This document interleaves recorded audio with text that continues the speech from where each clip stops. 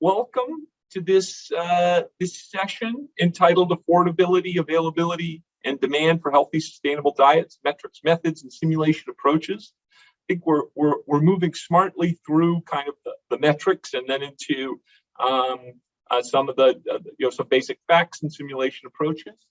We've got four papers to go through today and four speakers. Ron Sands is stuck in with a bunch of IFPRI people.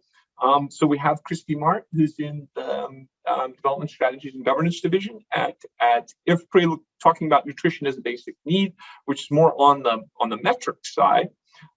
Sherwin Gabriel is going to talk about micronutrient deficiency risks in Africa, and moving towards more of a simulation type approach. Ron on nutrition indicators for CGE models. Ron is a senior economist at ERS, and Sherwin is a scientist based in South Africa with IFPRI. I failed to mention that. And finally, we'll wrap up with Karl Pauw, who will talk about costing healthy diets and measuring deprivation, I think in a particular country context. So without taking up too much time, Kristi, please go ahead and roughly 20 minutes, and then we'll look forward to hearing people's questions and comments. So off you go.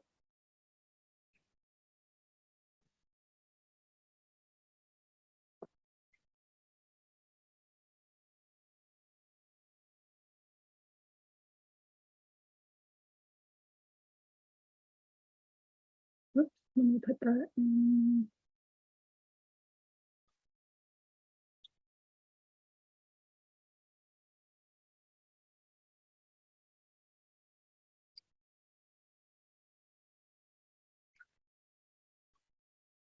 Okay, sorry about that. I was having trouble getting that started. As Channing said, my name is Kristi Mahrt. I'm a senior research analyst at IFPRI in the Development Strategy and Governance Division, and I'm presenting a paper called Nutrition as a Basic Need, a new method of utility consistent and nutritionally adequate food poverty lines. I worked on this paper with Anna Herforth, who's a co-director of the Food Prices for Nutrition project at Tufts University, and three IFPRI co-authors, Sherman Robinson, Channing Arndt, and Derek Heedy. So the World Bank estimates that about 689 million people in the world are poor, but nutritionists estimate that about 2 billion suffer from micronutrient deficiencies. While the 2 billion number is quite speculative, it's clear that the prevalence of malnutrition is much higher than poverty. So this begs the question, do standard poverty metrics poorly reflect nutritional needs? So most poor countries use the cost of basic needs approach for national poverty lines, estimating food baskets that satisfy a dietary energy standard, while reflecting consumption patterns of relatively poor households. But there's a circularity to this logic. Poor households consume poor diets with lots of starchy staples and relatively fewer nutrient-dense foods. So the cost of basic nutritional needs is estimated from nutritionally inadequate diets. This is clearly a problem. So in the work I'm presenting today, we make the following arguments, hoping to address this issue. First, we argue that a healthy diet is a basic need and should replace the energy standard used in costing basic needs food poverty lines. Second, a healthy diet can be defined from food-based dietary guidelines. These are national policy documents which describe healthy foods people should eat from a variety of food groups.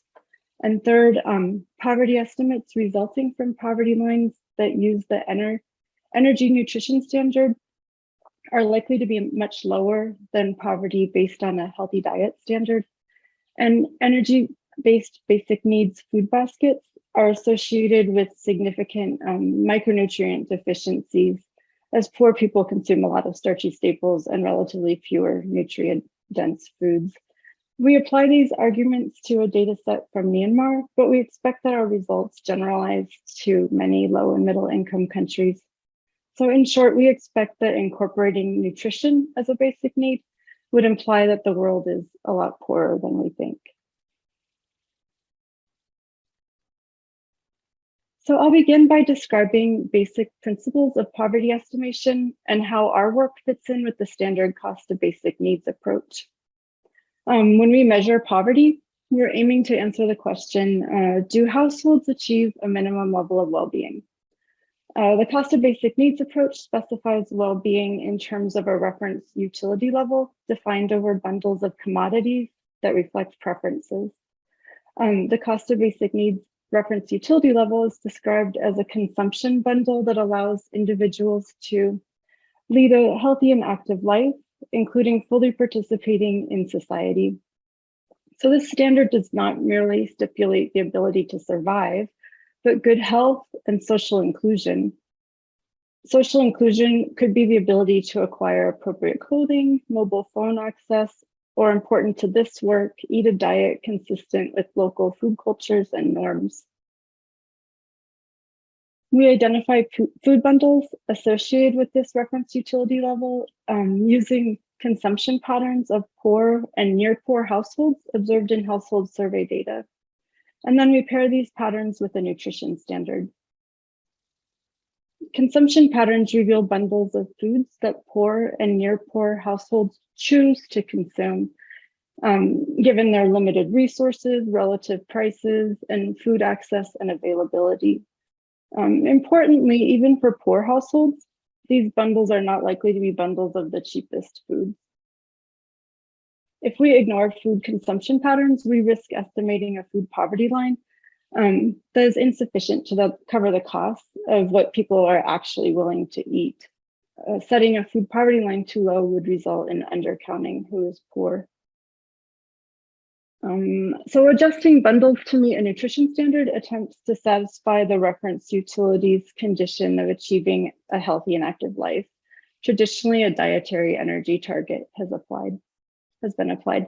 So in addition to food bundles, poverty lines include an allowance for non-essential food commodities. And this allowance is also estimated using average household non-food expenditure for a subset of poor and near poor households. The non-food allowance together with the food poverty line yields the cost of basic needs poverty line. We make two adjustments to the standard cost of basic needs approach. First, we introduce a method for incorporating a more comprehensive healthy diet nutrition standard. And second, we estimate utility consistent regional poverty lines. I'll use the term energy-based poverty lines to refer to poverty lines calculated using only an energy target as the nutrition standard. And I'll refer to the new poverty lines I'm presenting today as healthy diet poverty lines. Anna Herforth, who's one of the co-authors of this paper, and others have used food-based dietary guidelines to develop indicators of the cost and affordability of a healthy diet. These indicators have been adopted by FAO as indicators of global food security.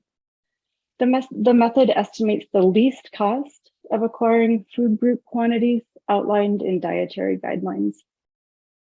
However, because it does not account for tastes and preferences, beyond a preference for consuming foods from many food groups, it likely underestimates the cost of diets that poor households would actually want to eat. So we incorporate food preferences by modifying this approach to align with recommended food group quantities from the food-based dietary guidelines, while also preserving within food group consumption patterns. In other words, rather than the cheapest foods, this approach uses all foods consumed in each food group proportionally scaled to meet the total, food group quantity specified in dietary guidelines. The entire basket is also scaled to meet energy needs of a reference adult. So this variation of the cost of the healthy diet has several properties that are similar to cost of basic needs food poverty lines. Specifically, it incorporates consumption patterns of near and poor and near poor households, and it's also aligned to a nutrition standard. So we introduce this variation as a nutrition sensitive food poverty line. And together with the cost of basic needs, non-food poverty line, we have a total healthy diet poverty line. So before I move on, I want to make one point about what it means to be classified as poor or not. Households with total expenditure above the total poverty line are considered not poor. What this does not mean is that individuals in households above the healthy diet poverty line are necessarily eat healthy, nutrient adequate diets. So individuals in non-poor households might eat unhealthy, nutrient inadequate diets. So the point I'm trying to make is being non-poor does not imply being adequately nourished. Rather, it means the household is considered to have sufficient resources to eat a healthy diet if they so choose. So now I'll briefly touch on the use of regional poverty lines. It's important that poverty lines reflect the same utility level throughout the population they're being applied to. This is called utility consistency. So national poverty estimates are usually generated using a single national bundle of goods. This ensures constant utility of the poverty line. However, it's also important for poverty lines to be realistic and relevant to the population where they're being applied. Local conditions may vary within a country that make the national basket less relevant within regions. So Arndt and Similar developed an approach to reconcile these two competing principles using revealed preference theory. They first define regional poverty lines and then ensure the regional lines are utility consistent. To do this, they use a cross-entropy criterion to impose revealed preference conditions while preserving to the greatest extent possible the food consumption patterns of the initial food poverty baskets.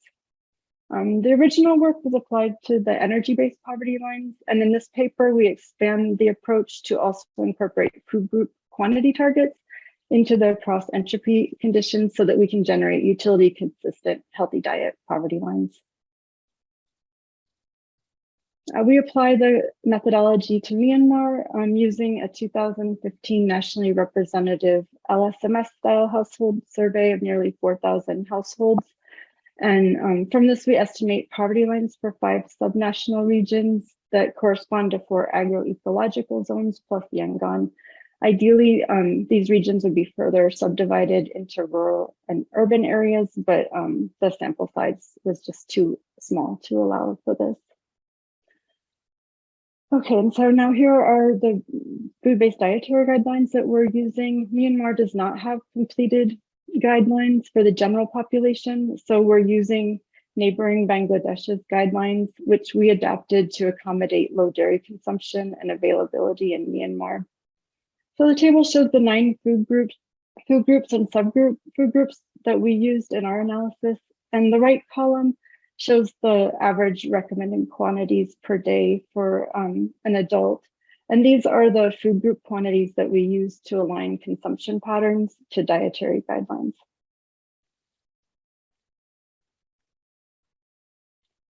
So I'll present the composition of the energy-based and healthy diet food baskets and then present poverty results. This slide shows the energy composition of the 2 baskets. The energy-based basket closely resembles an average diet of poor and nearly poor households scaled to hit an energy target, while the healthy diet basket reflects the same diet, but is also aligned to hit the food group quantities that I showed in the previous slide. As poorer households typically overconsume calorically cheap staple foods, it's not surprising that 3/4 of dietary energy in the energy-based basket is derived from starchy staples compared to about half in the healthy diet basket. Animal source foods, pulses, fruits, and vegetables, the food groups that are highlighted in with a white outline, comprise nearly 3 times the energy share in the healthy diet basket compared to the energy-based basket. So this slide shows the cost composition of the 2 baskets and shows a quite similar story. The cost share of the starchy staples in the energy-based basket is more than double that of the healthy diet basket. And the total cost share of nutrient-rich food groups in the healthy diet basket is about 1.5 times higher than in the energy-based basket. And finally, this slide shows each food group's contribution to the cost of each basket. Nutrient-rich food groups are 2 to 5 times more expensive when aligned with the healthy diet. And animal source foods and vegetables in particular drive up the healthy diet food poverty line.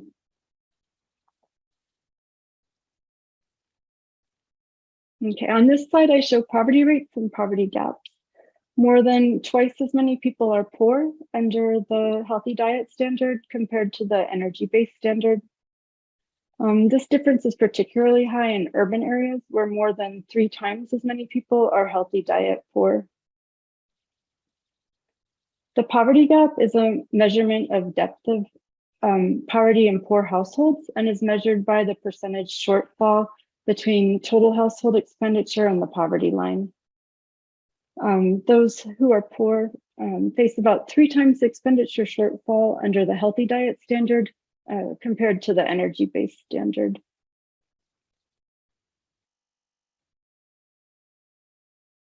All right, so this figure shows the distribution of real total expenditure and the 2 poverty lines. We can see that a large concentration of the population of Myanmar falls between the 2 poverty lines. Households that are not poor in terms of an energy-based standard, but are poor according to the healthy diet standard. This picture helps identify further policy rationale and relevance of the healthy diet poverty lines. In settings where poverty rates based on traditional energy-based poverty lines remain high, the bulk of the distribution would be to the left of the poverty line, and the energy-based poverty line would continue to be quite informative and relevant, though assessing poverty based on a healthy diet would still be important and informative as well. However, in countries like Myanmar, where the bulk of the distribution is to the right of the energy-based poverty line, standard cost of basic needs poverty quickly becomes less relevant. So identifying a nutrition-sensitive poverty line for a country like Myanmar draws attention to the large share of the population concentrated between these 2 lines. These are households that have the ability to afford a calorically adequate diet, but certainly continue to face food insecurity in acquiring nutrition for good health. So in other words, the healthy diet poverty line becomes increasingly relevant as standard poverty rates fall. All right, so finally, this table shows the nutrient adequacy of the 2 baskets in terms of the nutrient needs of a 30-year-old adult woman. EAR specified the nutrient intake levels that satisfy the needs of half the healthy individuals in a specified age gender group, in this case, adult women. So we can see the healthy diet basket meets or exceeds the EARs of all key nutrients except riboflavin, which may be a shortfall specific to our adaptation of the Bangladesh guidelines to accommodate extremely low dairy consumption and availability in Myanmar. In contrast, the energy-based basket is deficient in most nutrients. In particular, it meets 75% or less of the EARs for calcium, vitamin C, riboflavin, folate, vitamin B12, and vitamin A.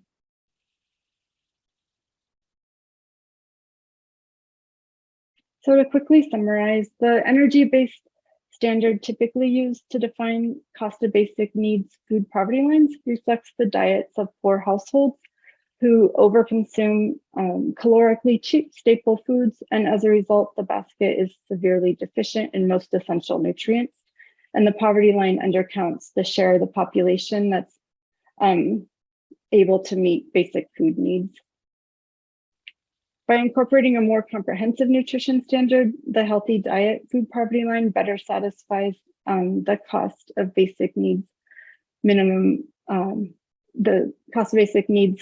welfare standard, within which it's possible for people to lead a healthy and active life, including fully participating in the society. This stands in contrast with other diet estimation methods that do not account for food tastes and preferences. For example, linear programming efforts to estimate least cost nutrient adequate diets do not generally incorporate food preferences. And the least cost of a healthy diet indicator only incorporates food preferences so far as households prefer diets with foods from many food groups. And finally, in countries with national food-based dietary guidelines, the healthy diet poverty line has the further advantage of adhering to an established national nutrition policy tool. Nobody wants higher poverty rates, but this consistency with national guidelines lends validity to the approach. So one limitation of the healthy diet approach is that substitution could be an issue within food groups. Would people shift consumption to different items within food groups if they needed to scale up consumption in order to limit their costs? This is something we will explore in future work using an extension of the model that was used to impose revealed preference constraints, and this is being developed by Sherman Robinson. So a key takeaway is that many more people should be counted as poor if the nutrition standard accounted for the cost of healthy diets as opposed to just dietary energy. The higher nutritious poverty line pushes a lot of people who are just above the standard cost of basic needs line, but maybe not by much, into poverty. We see that in the case of Myanmar, a relatively larger share of the urban populations reclassified as poor using the healthy diet standard. So this approach has strong implications for thinking about how many people are poor, who is poor, and their depth of poverty. So finally, using the healthy diet standard also helps explain the large disconnect between poverty and malnutrition rates. Anemia rates and stunting often remain relatively high, even in countries where poverty has fallen. This disconnect cannot be explained only by poverty. Poverty is one of many barriers to eating a healthy diet and overcoming malnutrition. Other factors such as availability, accessibility, and desirability are also important in dietary choices. However, this disconnect is so large that we believe poverty is a driving factor and is an important motivation for this work. So certainly if people cannot afford to eat healthy diets, it's difficult to argue that their basic needs are being met. Okay, thank you. Thank you very much, Kristi. That was excellent. We have plenty of time for questions. Kristi has spoken at almost exactly to the minute.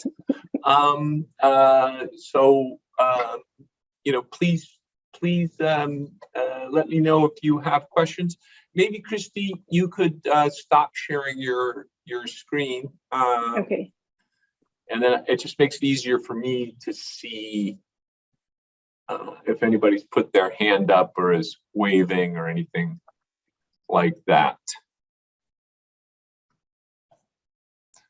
Are there any? We have questions from Angelo and Karl. Their digital hands are up. Perfect. Sorry, I was missing it.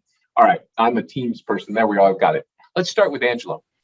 Okay, thank you, Channing, and thank you, Kristi, for the excellent presentation. I think it's amazing to see how in details we can reveal very different pictures about how many people really it's suffering from the lack of enough healthy diets, right?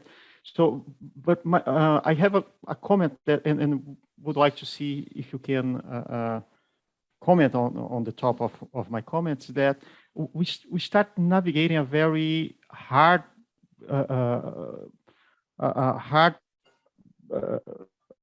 area to address as economists, right? So as we understand, that's not only assuring that people will have enough money to buy food, enough income. We also need to think how we give incentives that they will change their diets to make the right choice in terms of health diets, right? So we see that obesity is increasing the world, overnutrition is increasing the world. It means that we are removing people out from the poverty line, but those people are not choosing the right things. What is your perception about what kind of policies or recommendations we can give as we try to reach a higher income beyond the poverty line take into account health diets and making sure that people will choose the health diets? Yeah, yes, I agree. And I hope that I was able to make that point too, that this is just measuring people who are able to afford the healthy diet and certainly not capturing who actually is able to meet their nutrient needs. And that's in the end driven by a number of factors, including availability of healthy foods, accessibility, and what people actually want to eat. And so certainly, even as people move above the healthy poverty line, they're not necessarily eating.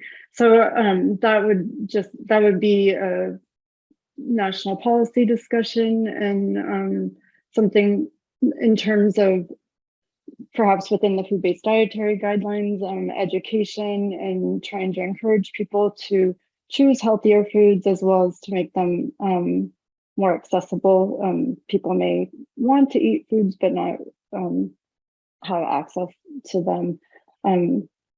I have to admit that's probably a little beyond my expertise in terms of policy, but yeah, I'm sorry. About all I can. Thank you very much. Yeah. Just, I mean, certainly I don't have answers also. And yeah. Okay, thank you. Karl, go ahead, and then I have a comment for as well. Kristi, thanks. It was really interesting. I'm glad I finally got to see your presentation.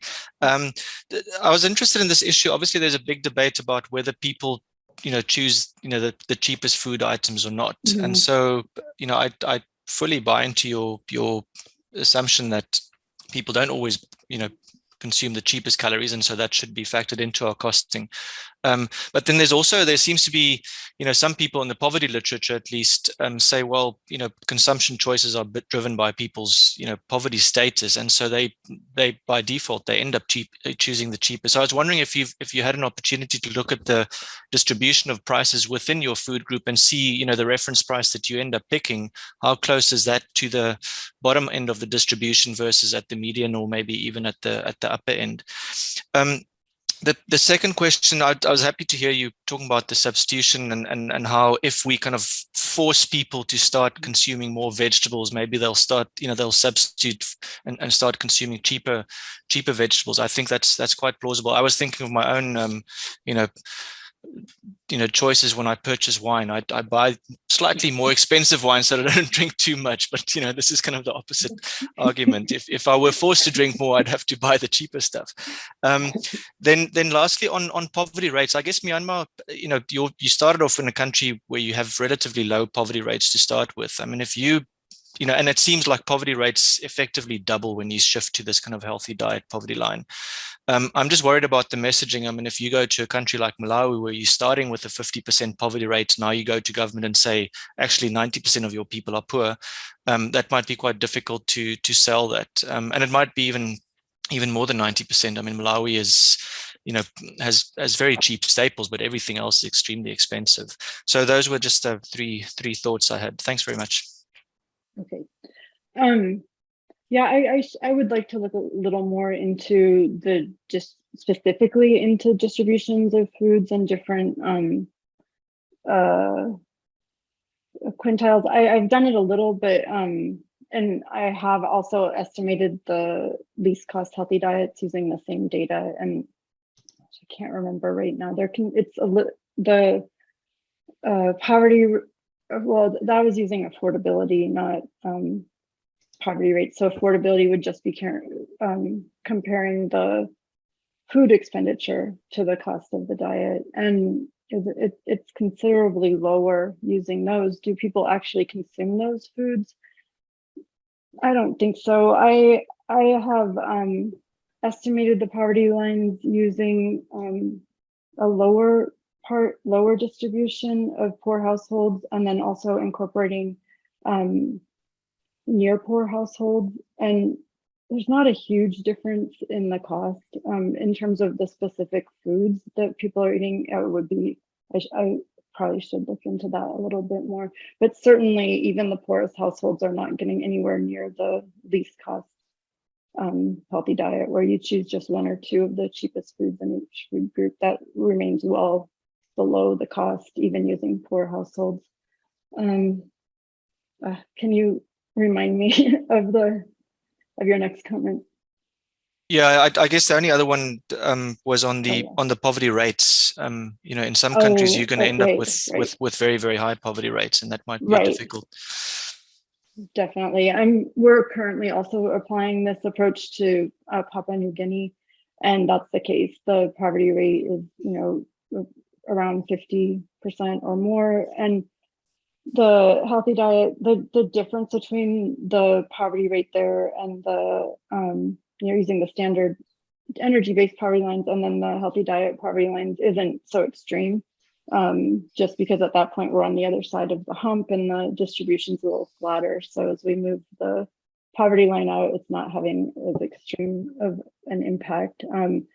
But in that case, I would see them as complementary tools, not necessarily that you would need to replace the existing tool, which obviously it's important to make sure people can eat enough food first and then get their nutrient needs. But I do think even in those settings, it's important to be aware of especially this discrepancy between just being able to meet calorie and energy needs versus actually being well nourished.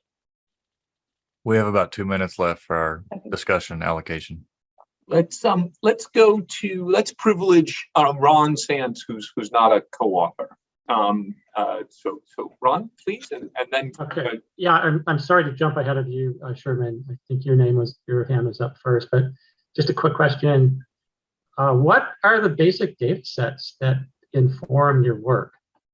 And does the International Comparison Program data that the World Bank organizes, is that part of what you look at? No, so this uses a national survey that has household level data. That's necessary in order to get the consumption patterns to find out, the relative quantities of foods consumed in each food group. And so those are generally used to estimate national poverty rates. The International Comparison Program prices, as far as I know, don't contain this detail that would be necessary to establish food preferences. So it's more cumbersome to calculate this compared to these least cost diets that can use the ICP data. This needs to be done at the national level within these national surveys. Great, thank you. That's really. Sherman, I suspect you're making a comment as much as a question. Please be succinct. Just quick on that. The linking with the International Comparison Project is intriguing. This really requires incredibly detailed data on consumption patterns to do it right. We are moving ahead with trying to ask the question, how robust are these estimates if you kind of squeeze them on income or prices? And the answer seems to be, when we simulate a household based on this data, that up to 10% of an income cut, you can still manage to adjust your food pattern, your food group patterns, as well as going to cheaper foods within the food groups to still maintain your healthy diet. So it gives you a sort of a margin for error around this. Let's see. Sherwin, why don't you go ahead and try to set up your presentation. I thought these were really excellent questions and brought up a lot of the key issues. Karl, it cuts both ways. I just wanted to add on the sort of two thoughts. One is, Malawi would have high and go to 90%, but in lots and lots of places we're looking at poverty rates at the $1.95 of 5% or 10% or something quite low. That's really just sort of outside of the range of distribution. I think that was one of Kristi's points. Then on the point that was brought up by Angelo, and doubtless there's a lot to do. I think this is one of the big challenges that we have. But in many ways, these poverty lines, the calorie-based poverty lines that we're doing, are perverse. in that, if you want to drop your poverty line, your poverty rate, then producing lots and lots of really cheap calories is one way to do it. But in a climate where the poverty rate is 7 or 8% and the obesity rate is 52, do you really want to do that? And is that the so yeah, this isn't the magic elixir, but there's a problem here, and I think this goes after it in kind of a nice way. So I think let's move on. We have a really interesting presentation from Sherwin. Sherwin, please go ahead. Thanks very much, Channing. Good morning and good evening, everybody. Thanks for joining the session. My presentation circles around how we explore micronutrient deficiency risks in Africa, taking into account projections of the food system. This is in response to, why can't I slide through? There we go. This is in response to a problem of a lack of data to be able to contextualize micronutrient deficiency risks. This is because of a lack of comprehensive or recent survey data in many developing countries. With this, it becomes quite difficult and complicated to prepare appropriate interventions. Further, efforts are complicated by the effects of climate change, income dynamics, population growth, which can pressure food production, food availability, and preferences, even though overall caloric intake may appear adequate. So, the reason to take a look at specific micronutrient deficiencies is because the options to reduce micronutrient deficiencies are very context specific. What are the specific vitamins and minerals in which we find inadequacies? What is the status quo, and what is the projection in a scenario in which nothing is done? In which we expect income to be able to drive a lot of the changes inside dietary choices. In addition, what are some of the spatial and household variations that one needs to consider, especially when coming up with interventions in large areas where there are differences in consumption patterns across geographic and household scales. And also, to identify what are the specific types of foods that can be influenced by fortification, biofortification, or other types of interventions, including subsidies or changing the social security system in a way that encourages consumption of certain types of foods. And given a range of cost and resource constraints, not just on the food sector, but towards other types of priorities that policymakers would have, what are the basket of interventions that are potentially most impactful in reducing micronutrient deficiency? So this work contributes to a project called the Micronutrient Action Policy Support Project, called MAPS, led by the University of Nottingham and funded by the Bill and Melinda Gates Foundation. It's what we're trying to do is to create a web-based tool, that provides estimates and projections of micronutrient deficiency and comparative analysis of different interventions to be able to reduce micronutrient deficiency. It includes various sorts of data, including reference micronutrient data from micronutrient surveys, as well as data to be able to make indirect inferences, including food composition tables and the results of household surveys, as well as the provision of foresight scenarios to be able to get plausible senses of what the outlook for food is in different African countries.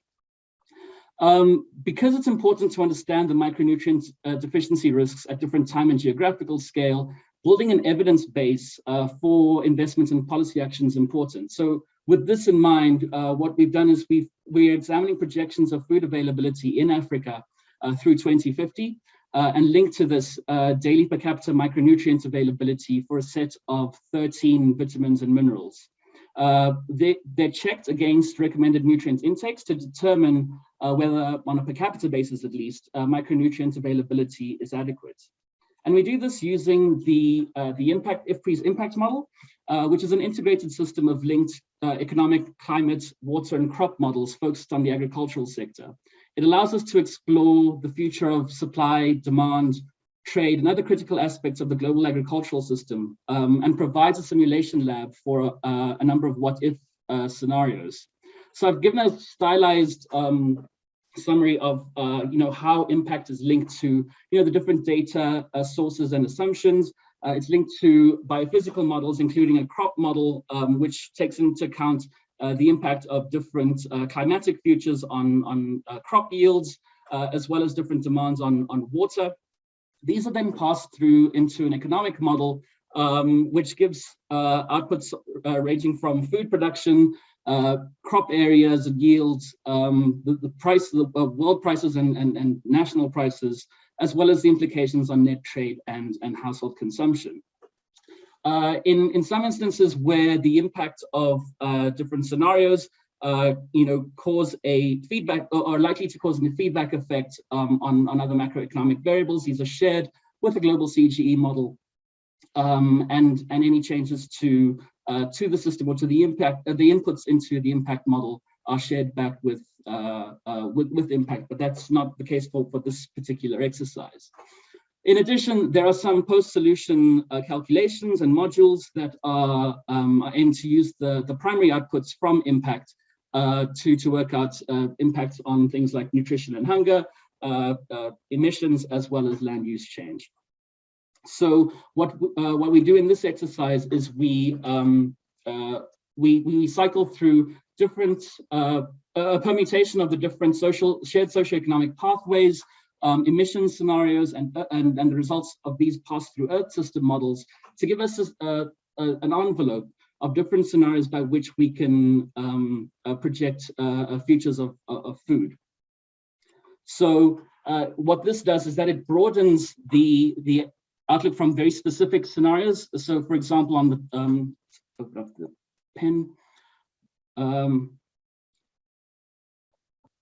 So we move from very specific scenarios where we have one assumption of climate futures and the socioeconomic pathway. It's one where we break out different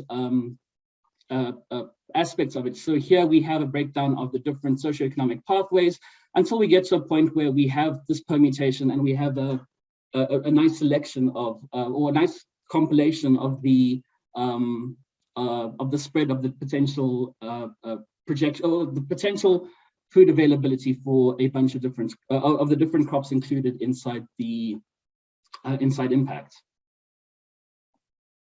Then what we do is we now need to be able to link those food projections with with the nutrients content.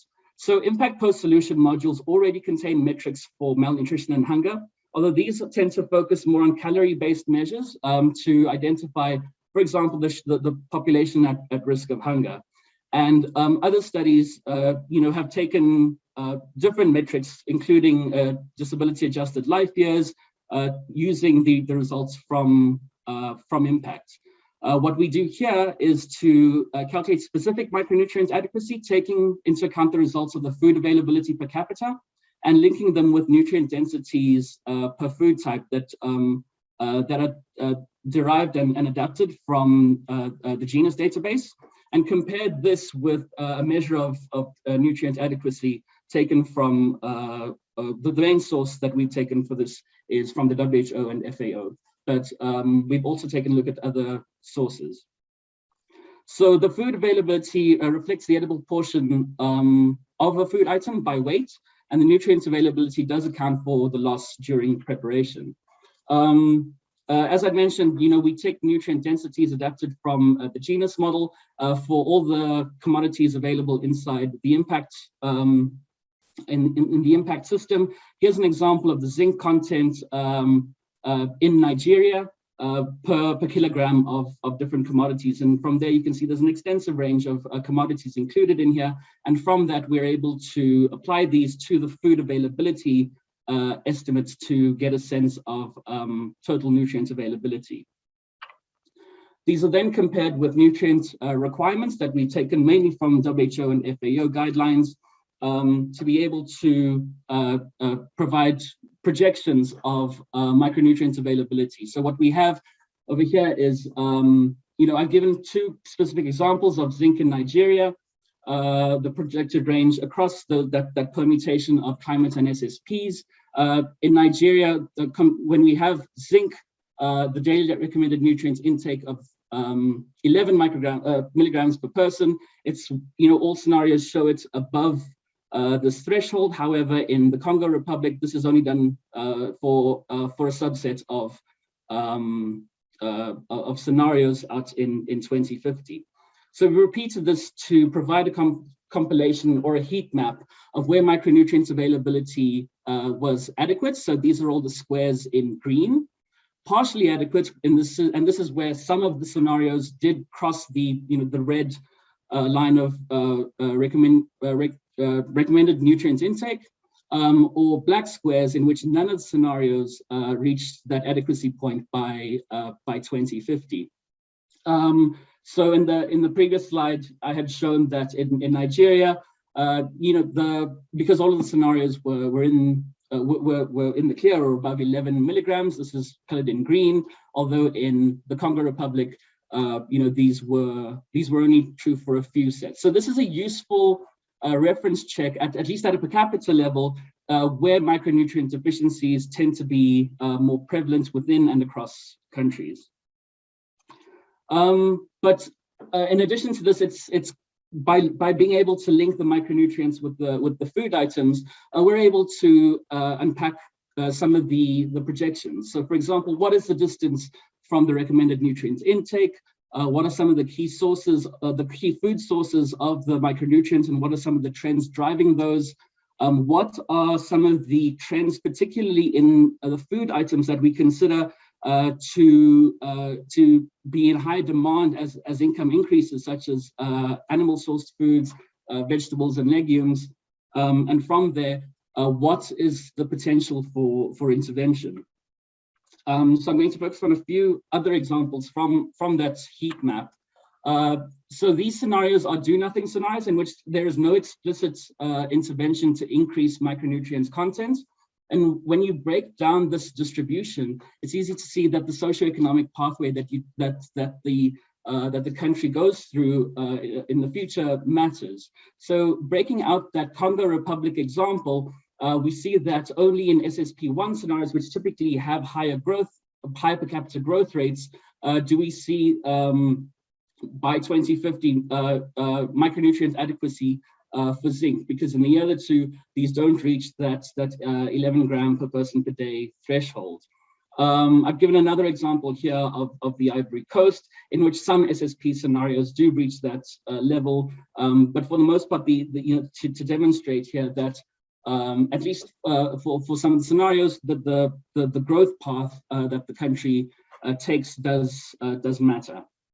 However, and sometimes it's not enough. So if taking a look at vitamin A availability in Ethiopia, we see that there's a change, or a projected change of about 28% in the median scenario in vitamin A availability. However, when this is compared with a minimum requirement of 700 micrograms per day, there's still quite a chasm in that needs catching up here. And this begs the question, is intervention required? How much can specific interventions on specific crops bring a country closer to a point of adequacy? What we're also able to do is to unpack the major sources of micronutrients availability and the change. So going back, continuing with the vitamin A example in Ethiopia, the composition of vitamin A doesn't change much in the median scenario. So palm oil counts for about 34% of total vitamin A availability, but this rises to 40% out in 2050, displacing this decline in maize from 23% to 16%. But for many of the other components, these tend to remain stable. So breaking this down into what's growing inside this basket, among the commodities shaping vitamin A availability in Ethiopia, we find the strongest growth in fruits and vegetables.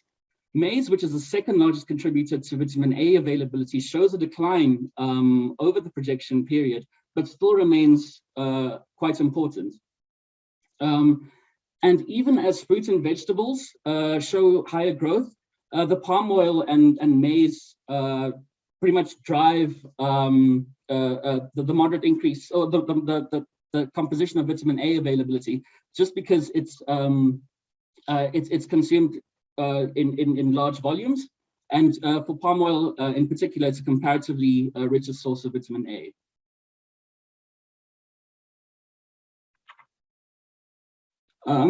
Taking a look at under a different example, riboflavin intake under SSP3 in Ethiopia falls just short of the recommended nutrient intake. So the higher per capita growth scenarios show better outcomes. Now, with this wide range of riboflavin, what we see is that other cereals, which is mostly teff in Ethiopia, are driving the increase in availability due to strong growth. However, other pulses in cereals, including barley are showing that this is what's driving a lot of the riboflavin availability. There are fairly small differences in the growth rates of items such as beef, sorghum, and wheat, despite larger differences inside the per capita income growth. So here, I think this is driven quite a bit by the income elasticities, showing that there isn't a strong movement away from what's already large contributors to riboflavin adequacy.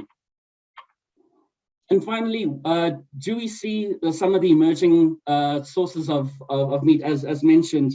Are we seeing increased meat consumption, increased vegetables? So taking a look at the example of zinc in Nigeria, one of the questions that we've had is, is meat driving an increase in the zinc availability? Now, it's important to remember that these come off very low bases, so it's quite difficult to see without aggregating different animal-sourced foods. So combining mutton, beef, pork, dairy, and eggs in 2005 came up to 5% of zinc availability, but with the projections, this doubles up to around 11% out in 2050. So it's not that it's not happening, it's just that from the small base, what we do see, it's just overshadowed by large existing shares from other crops. So although animal source foods show fast growth in food availability, so I've got the average annual growth from 2005 to 2050, and you see that that livestock-derived foods grow comparatively faster, and they tend to be more dense than some of the existing sources. They don't significantly change the pie chart simply because sorghum and millet, maize and cassava are such rich sources, are such large components of the Nigerian plate. So some of the limitations and extensions that we've got to this includes the fact that impact is an annual model, thus it can't take into account seasonal fluctuations in production and demand, which may influence estimates of micronutrient availability at different points in time.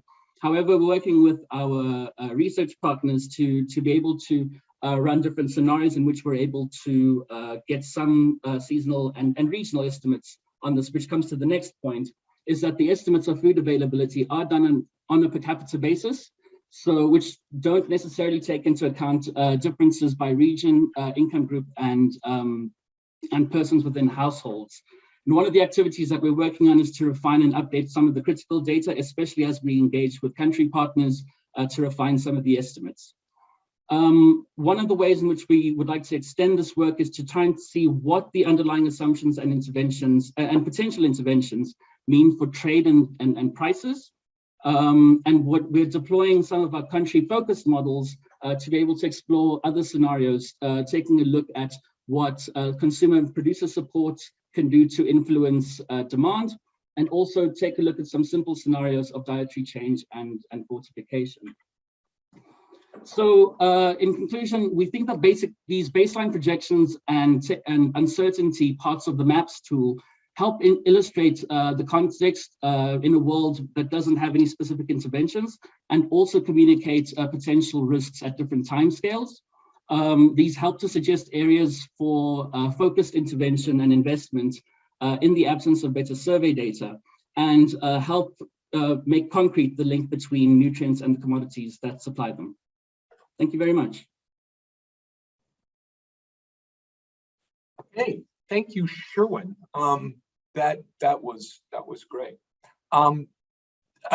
Do we have, actually, Sherwin, why don't you go ahead and stop sharing your screen, and do we, let me know so I can see a little bit more easily. Great. I think unless that's a residual hand, I think it's Ron has a question to start. Yeah, thank you, Sherwin, for the a really interesting tour through the SSPs and so on, down to real details of nutrient consumption. I guess my question for you is, for SSP1 and probably SSP3 as well, from the literature, generally they provide narratives about, food consumption under SSP1 and SSP3, and SSP1 is higher per capita incomes. How did you go about translating these narratives into your specifics in terms of food consumption for those different SSPs? Great. Thanks for the question, Ron. So the SSPs come into the impact model based mainly through the assumptions on GDP growth and population growth. The model isn't able to, or the model doesn't take into account specific changes in preferences due to the SSPs. But we do take into account, as I said, the metrics on what's happening to income and population growth, which inform the food availability at a per capita level. What we're able to do, especially if you move into the simulation environments in Impact Sim, is to change some of the or what the narratives would mean for some of the demand parameters, so we could change price and income elasticities in accordance with those, but those haven't been done, at least for this study.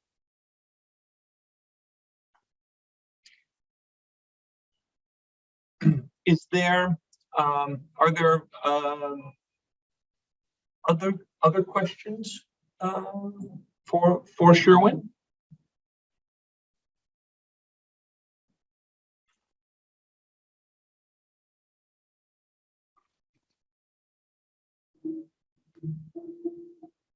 See, we might be able to move on a little more quickly. I'm surprised Sherman doesn't have a question, but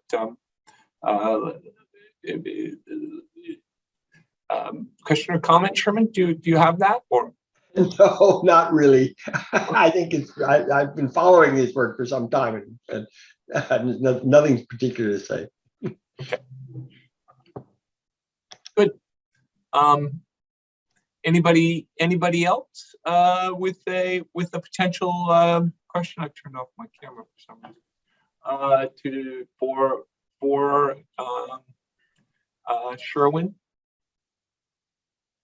Anyway, I thought.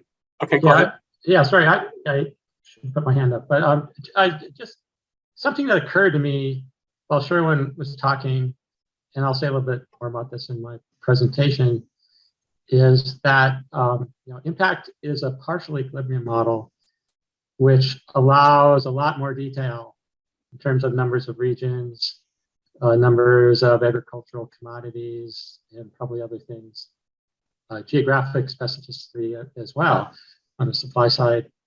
And then there are all sorts of CGE models. And I'm just trying to get a handle on, what's the trade-off between doing a partial equilibrium model and a CGE model. And some of these details become really important when you're talking about drivers like climate change and how that impacts, different crops differentially across the world. So I guess, well, I'll say a little bit about what I was going to say later on, is that my talk that's coming up, the idea of doing some of this type of work in a CGE model first came up at a workshop in Paris in 2018, and I think it there may be some others on the call, on this call who are at that workshop. Those CTE modelers, and Dominique van der Mensbrugge from GTAP brought up the point that, well, it'd be nice to be able to do these calculations, post simulation in the CTE model as well. And just where is the state of the art for CTE models? I think CTE models are lagging quite a bit behind what I saw coming out of impacts. We've got some catching up to do on the CTE side. It's a great question for Sherwin, because I think he's thought about it. So I'm keen to hear his answer too, Ron. Thank you for it. Thanks, Ron. And I think in addition to what you're saying about being able to incorporate some of the nutrients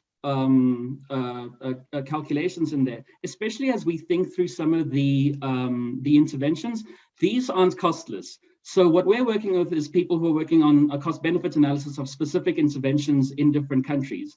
And it's for example, it's not feasible to start a dairy industry in every country. So bringing over those kinds of estimates into a CGE model is probably similarly important as taking into account a breakdown of the food system, but also within the bringing in some of these estimates into a CGE model does require a breakdown of the SAMs. In many instances, I mean, I work a lot in some of the South African data, and when you just have one food sector that isn't broken up, it's very difficult to come up with those.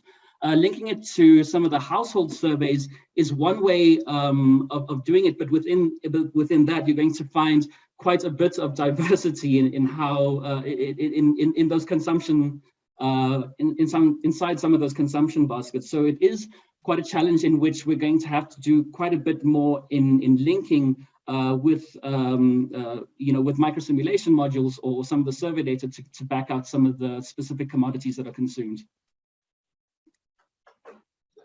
Sherman now has a point and a question, I'm sure. I think it relates. Well, I'm looking forward to hearing Ron talk about the CGE model. Where the state of that. He's going to answer some of this.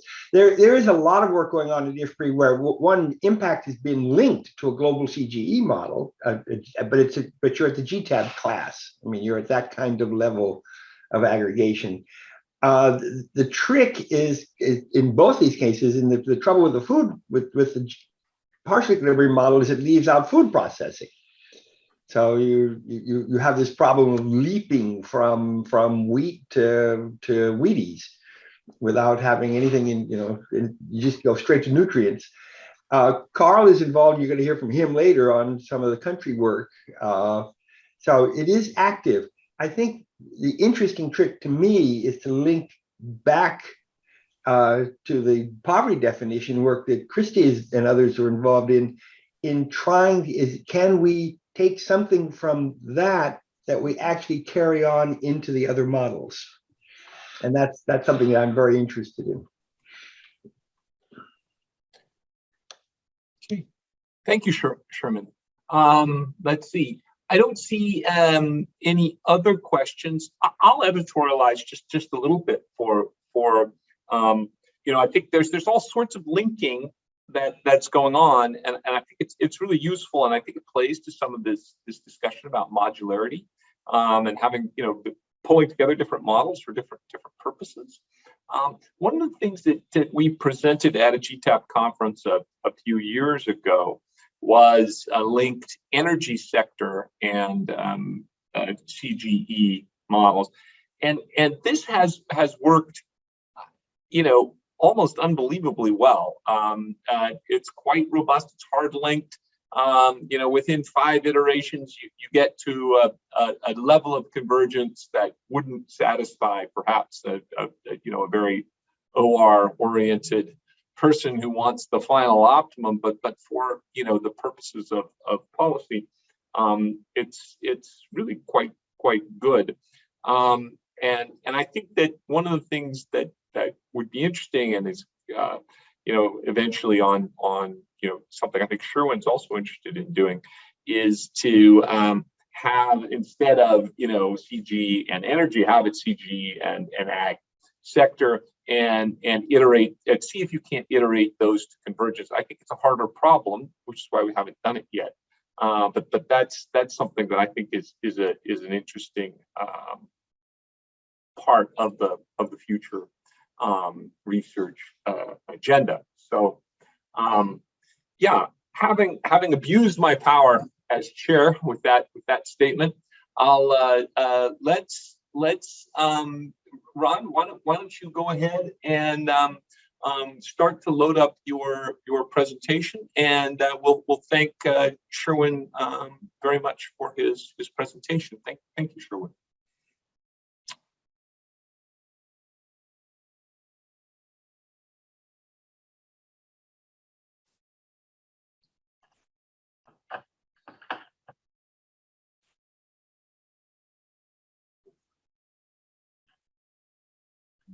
Okay, I think I'm unmuted. I think we're hearing you just fine. Okay. Yeah, I think we're just dead on schedule, or even 1 minute early, Ron. So off you go. Great. Yeah. Well, thanks, Channing, for organizing this session. This is quite a learning experience for me to see what's happening at IFPRI in this area. It's an area I'm sure of great interest among the modeling community. Before I start, I just need to mention the disclaimer. I usually don't do this, but in this case I will, that there are no policy recommendations coming out of what you're going to see. There are some what-if scenarios on food consumption. But these are what-if scenarios, just for comparison and for interest. Okay, so moving to the next slide. So I've been doing CGE modeling for quite some time now, and we're getting to the point now where we're doing scenarios of net zero greenhouse gas emissions. And there are a lot of things driving these scenarios, and we're also doing a lot of different baseline scenarios as well. So what I'm going to talk about here has to do more with alternative baseline scenarios. So we've been working on being able to track quantities of food produced and available for consumption by country or world region in our CGE models over time. And one of the basic data sets are food balance sheets from FAO. So there's an initial challenge of matching up GTAP social accounting matrices, which are in values, monetary units, with the quantities in the FAO food balance sheets. So information that turns out to be useful from the FAO food balance sheets are the tons consumed within each agricultural commodity. And also there's some information in the food balance sheets that can let you calculate calories available for consumption by world region. And also there's protein and fat per person per day by food commodity in the FAO food balance sheets.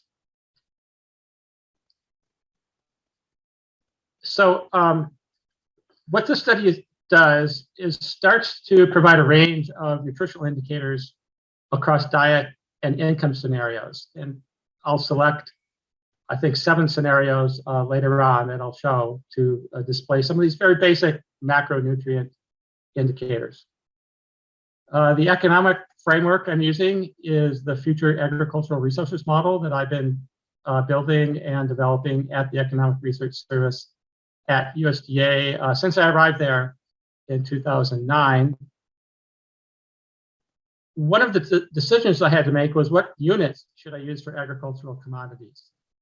And I ended up using calories as the basic unit within the model. So this was a modification that I needed to do to the underlying social accounting matrix to be able to modify or to calculate calories per person per day by agricultural commodity and have them match up with food balances and maintain commodity balance over time as I simulate world agriculture and energy out through 2050 and beyond.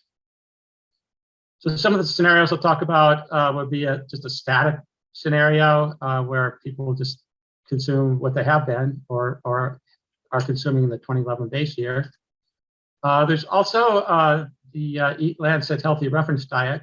That is one of my what-if scenarios. That's quite a quite a large change from current consumption to this healthy reference diet. So in my scenario, I only move regions halfway, 50% from what they were consuming in 2011 to what is in the Eat Lancet Healthy Reference Diet. And then I have some income-driven diets as well, based on income elasticities and consumer demand system. Just a little bit more about the future agricultural resources model. It's a recursive, dynamic, computable general equilibrium model, which is essentially a sequence of static equilibria with capital stocks updated between time steps, but lacking foresight of future economic variables. There's a land use component to it, where land use can shift among crops, pasture, and managed forests in response to all of these drivers. Drivers include population, income, dietary preference. I'm not getting into climate impacts directly in this presentation, or greenhouse gas mitigation. But with the model, I'm able to simulate any subset of these drivers simultaneously, depending on the scenario framework that I'm using. And the model is also able to substitute other inputs for land if land becomes expensive. In a CGE model, crop yield is endogenous because of the ability to substitute other inputs for land.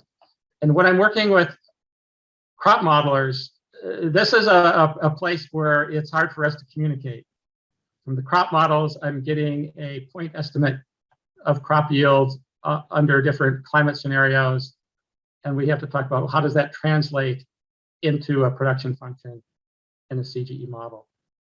Basic data sets are the social economy matrix from GTAP, FAO food balances, and also what was mentioned earlier in the previous presentation is that tables for converting food consumption to calories and other nutrients are also quite useful. So these are the agricultural sectors in the GTAP model on the left. We maintain, in the farm model, we maintain all of this detail.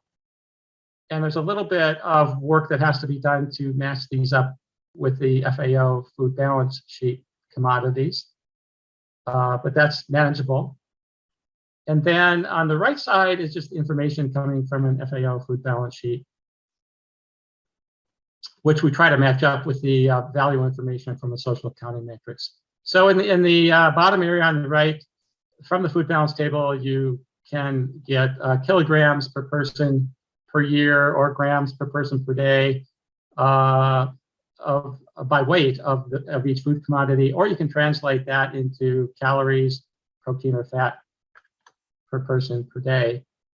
These are the world regions that we have in the Future Agricultural Resources Model. And these regions are defined by the AgMIP Global Economics Modeling Group. There's about a dozen or so modeling teams, including the impact team, that participate in the AgMIP Global Economics Modeling Group. And this is the set of regions we work with. Although I know with impact, they work at a much finer detail level of regions, but I pretty much work at this set of regions in the Future Agricultural Resources Model. So you can see that there's some pretty big aggregates here. Sub-Saharan Africa is all combined into one. Southeast and East Asia is also combined into one. There may be areas where we may want to consider further disaggregation down the road. This is just some basic historical data from the FAO food balances from 1990 through 2013, as incomes have been increasing in all these regions. These regions here are the ones that I work with that are individual countries. And you can see that in all of them, total calories available per person per day are increasing over time, and at the world level as well as within these individual countries. Also, in all of these countries, animal product consumption in terms of calories per person per day is increasing over time as well. So you've got this basic underlying trend of increased consumption in total calories as incomes go up. These are just some basic ratios that I calculated from the FAO Food Balance Sheet information. This is for 2011, so this is historical. And you can see that grams of protein per calorie are quite high for fish. And then at the very bottom, the sugar commodities or sugar crops are your empty calories without any protein per calorie consumed. And then on the right-hand side is the same picture of grams of fat per 1,000 kilocalories across the world regions that I'm working with, and the food commodities that I'm using in the future agricultural resources model. And again, you can see the emptiness of the sugar calories, and the ranking is a bit different here with oil products, OSDs, oil seeds, and vegetable oils. Those are the highest in terms of fat per calorie. And if you take this information, you can see how this varies across world region in a different view.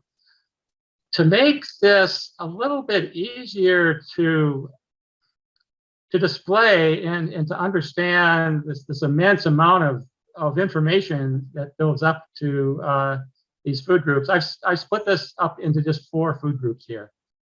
And we've got grains, oils and sweeteners, fruits and vegetables, and animal products. And on the far left are the world levels of calories per person per day, according to these food groups. And I've grouped the lowest income countries or world regions of the farm model next to that on the left: Sub-Saharan Africa, India, and then other South Asia.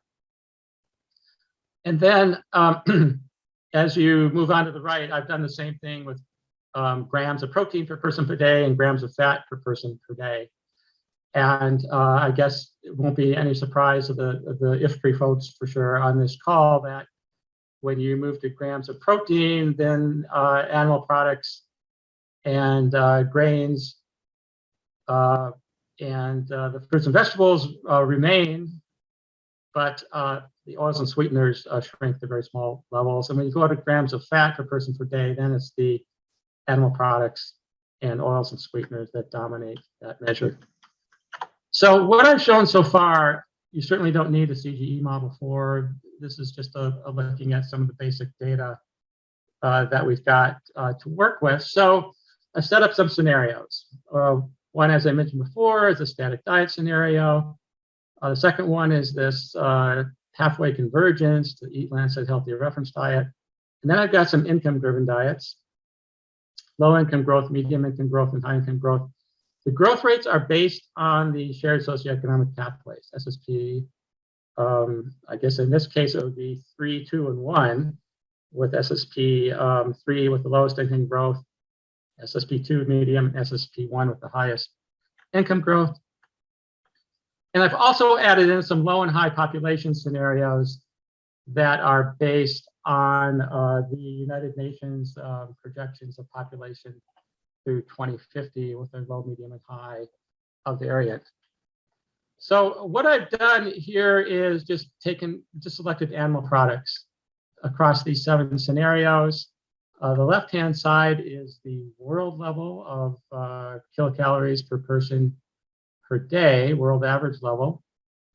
And for the static diet, it's actually falling over time, even though in individual regions, people are consuming the same amount per person per day. But as you move through 2050, the population in sub-Saharan Africa is growing so much faster than the rest of the world that the world average consumption per day falls just because of population change. And then at the world level, this halfway convergence to the Eat Lancet diet, we see a fall in animal products per person per day on average. The 5 scenarios at the top are the income-driven scenarios in terms of calories of animal products per day. As I thought would be the case, and is the case, is the low and high income growth scenarios provide the largest divergence in consumption. where population does have an impact on consumption, even in the same income growth scenario. And that's because of price impact or price feedbacks to consumption. With high population growth, you're straining your land resource base and you're getting some higher prices of food, which is a feedback to the consumer demand system, which reduces consumption of animal products in that scenario. On the right are the same scenarios for sub-Saharan Africa. And the pattern across income scenarios is about the same as you see on the left-hand side. But the pattern for the static diet and the 50% Eat Lancet diet are different. For sub-Saharan Africa, in any individual region, the static diet means that calories per person per day are constant. So that's what we see here for animal products. But in the 50% Eat Lancet diet, we see animal product consumption going up for sub-Saharan Africa. So here are just some summary charts of these scenarios. Actually, I've left out the population scenarios here, but it gives you a sense on the far left-hand side of what's happening with calories per person per day across the scenarios. Top left is at the world level. The static diet, you can think of as the base year or the 2011 consumption across these 4 food groups, with the 50% convergence to the Eat Lancet diet. Not much change in total calories, but smaller animal products and smaller grains, but larger in terms of fruits and vegetables. For sub-Saharan Africa, we get an increase in calories across, as you go left to right across the scenarios. Animal products increasing generally as you go from left to right. And then the same types of information you see for protein per person per day and fat per person per day. I think, where a CGE model might be a little bit helpful here is getting at some of these, price feedbacks, not necessarily with the income growth scenarios, but other types of drivers that put constraints on resources. So there definitely is a response to income in the modeling that they do in terms of calories, protein, and fat per person per day. So in terms of future directions here, it would really be nice if we could start to do like what we were seeing in the previous presentation and look at what's happening with some of the, well, first, I guess the breakdown among fat into its components of saturated, monounsaturated, polyunsaturated fat, but also to look at the micronutrients and how those are changing. It would also be a good idea to think about expanding the number of food groups. In the GTAP data set, fruits, vegetables, and nuts are combined into one group, but there is a paper by Maxim Shepelyev in the Journal of Global Economic Analysis that describes how you can go about breaking down that category of vegetables, fruits, and nuts into a finer set of commodities. And I think in the previous 2 presentations we saw that was pretty important to be able to break out the individual commodities within that large fruits, nuts, and vegetables sector in the GTAP data set. So 2 minutes, please. Great, thanks. So I just put up a diagram. I labeled this food conversion table. I think the correct term is probably food composition table from the genus study at Harvard University that was mentioned in the previous presentation as well. So here's sort of a summary of where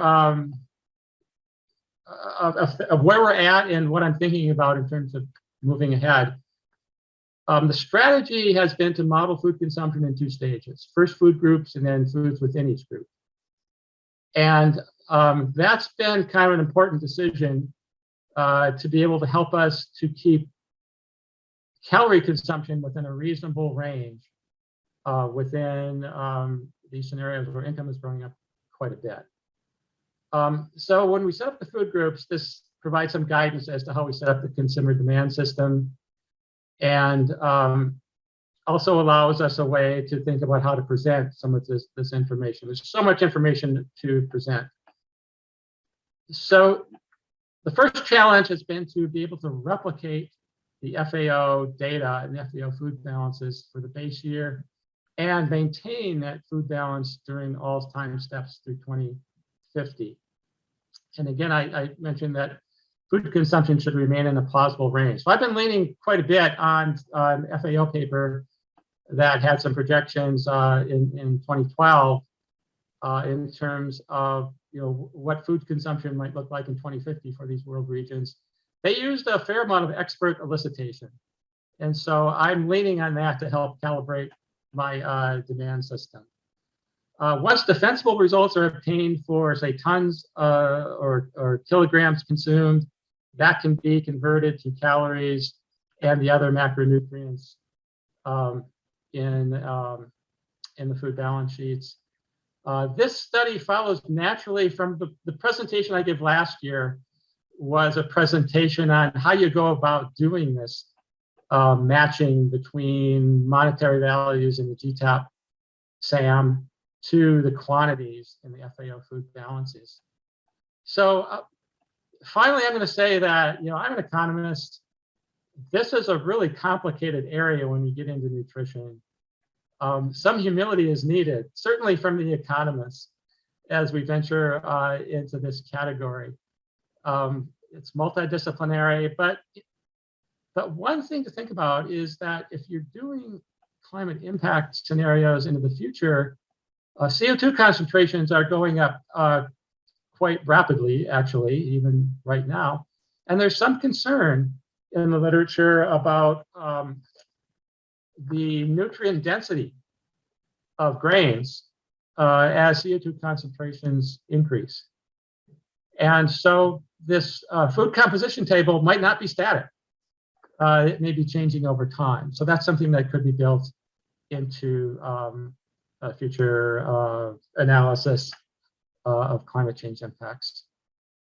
So I'll stop my formal presentation there and answer any questions you might have. Thank you. Thank you very much, Ron, for the interesting presentation and getting a better knowledge of what you're working on there at USDA. I think, for convenience, could I ask you to just stop sharing your screen so that we can sort of see? Yeah, there we go. That'll help. And now I can see more easily that we have a pair of questions already. Let's start with David. Thank you. Yeah, very interesting presentation. I'm really fascinated to see this sort of stuff. One was just a quick one on if you can summarize again what the Eat Lancet scenario was, because I think I missed that. And then the second one I was wondering was how much of this was actually in the model and built into the model, and how much of it was kind of off model, kind of after taking your results and kind of putting them into this format. Yeah, I'm sorry, David. I think I caught your first question, but there's a lot of background noise for the second one. So maybe if you could repeat the second question. Sure. Yeah. Sorry, I'm in my office and it's slightly noisy at times. So the second one was basically how much of this was within model work, actual built into the model, and how much of this did you kind of take the results and kind of apply further to kind of Okay, I'll take a stab at those. So this Eat Lancet Healthy Reference Diet is from a paper, I think around 2019. Let me double check that reference here quickly. Yeah, the first author is last name is Willett, W-I-L-L-E-T-T. The title is Food in the Anthropocene, the Eat Lancet Commission on Healthy Diets from Sustainable Food Systems. It's a 2019 publication in the Lancet. So again, I'm just using this as sort of a comparison scenario. There are no recommendations here, but what happens in this diet scenario is that in poor countries, consumption of products that are sort of nutrient dense increases. Animal products increase. And in richer countries, the opposite happens. So what you end up with is total calories end up being about the same across the world, but the share of animal products declines worldwide. It increases in poor countries, but decreases in rich countries with a net decline across the world. Basically, I'm just using it as a what-if scenario to compare that to other scenarios. So the second question, I think, was, what information does the modeling, the CGE modeling, provide that I don't get from other studies or information that I'm bringing into the model? I guess that's what I wrestle with. And in terms of calibrating the food demand system, I'm leaning pretty heavily on the projections from FAO in the 2012 paper. The authors there are, last names are Alexandratos and Brunsma. The title of that is World Agriculture Towards 2030, 2050, the 2012 revision. So when you saw my income-driven scenario, sort of the central one, with the medium income projections from SSP2, those are roughly calibrated to match the projections from this FAO 2012 study. But then now, once I do that, I have my demand system parameters set up so that I can handle price and income feedbacks from other scenarios. So if I'm using other income scenarios, I do get a response, income response. If I'm doing population scenarios, I get a price feedback because of the constraints on land resources and other resources in the economy. So I think that's an example where I'm using outside information to help set up the model. And again, the FAO food balance sheets, I actually pull those or set them up so that they have sort of the same rows and columns as what we have in the GTAP SAM. And I actually substitute those in to the SAM and rebalance the SAM so that when I run the model, I can always back out the quantities consistent with the FAO food balances. So I guess in short, FAO is a pretty important source of that type of information. Thank you very much. Yeah, that really, really interesting stuff. So yeah, thank you. Thank you, Ron. Let's move on to Karl has a question. Thanks, Ron. That was really interesting. Enjoyed that. The just word of advice from one economist to another. I think that the term nutrition indicators, you might get some pushback from nutritionists if you use that term. I think sticking to kind of nutrient availability or macronutrient availability in food balances might be a safer way to go. I think nutritionists get excited if you can't say anything about the bioavailability of these nutrients in an actual person's diet, then you can't call it nutrition. So I speak from experience. We've had some pushback on that terminology. My question is, I think one of the figures you showed shows very high levels of average caloric and protein availability, globally and in regions and at country level and so on. But when we think about nutrient availabilities, the real question is about the distribution of those nutrients across the population. Now, with country modeling, this is a lot easier because we can now link back into the surveys and start looking at the actual distribution of consumption and kind of infer something about changes in the average that we see in the model and apply that in the survey. I don't know if you've had any thought about, thinking about the distribution of those nutrients. I know, working with food, you work with the food balance sheets. I know FAO, we were actually chatting about this with Channing the other day, their prevalence of undernutrition indicator, for example, makes some kind of an assumption of what the underlying distribution looks like within a country. And as that average shifts around, they can kind of say, well, what happens, what percentage of the population falls below. So I don't know if you've had, if you've thought about that and whether this is something you might want to try and tackle next. yeah, that's definitely worth tackling. I think income distributions across world regions are obviously what I can capture so far, but income distributions within regions, I think, is the big piece that I'm missing. Even for the U.S., this is an important question. One element of this is that the FAO numbers are food available for consumption, which, after you account for food waste and so on, then there's a big decline in terms of what actually gets consumed. And that's where I think, food survey information is really critical. And, that probably varies by income group or income decile or income quintile. And so that type of information would be really useful. In the sort of the top-down food security studies that I've been a part of, there's generally some kind of probability distribution for income that is specified, and then you calculate different places along that distribution to see where people fall. But that's certainly not going to give you the same types of information as surveys. So I guess I'm new jumping into this area, and I'm just not sure what information is available right now in terms of distribution within countries or getting at some of these measures that you're talking about. We have about 2 minutes left in our discussion allotment.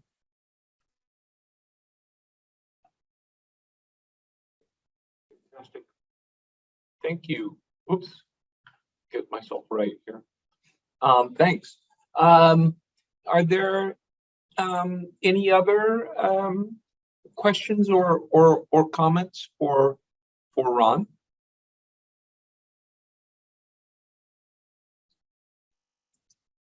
Okay. Ron, while Karl is sort of loading up his slides, could you just say a little bit?